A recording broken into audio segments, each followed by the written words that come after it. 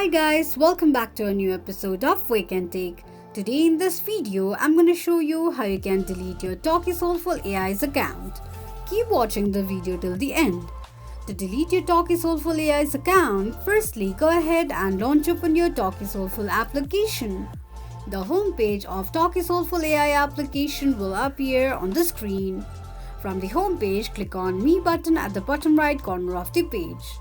On the next page, click on little gear icon at the top right side of the screen. You will end up on the settings page of Talkie Soulful AI's account. Now all you need to do is click on delete account option. Tap on deactivate option. This is how you can delete your account on Talkie Soulful quickly and easily just in few steps. If you have any thoughts or queries, let us know in the comments section. Don't forget to subscribe to our channel.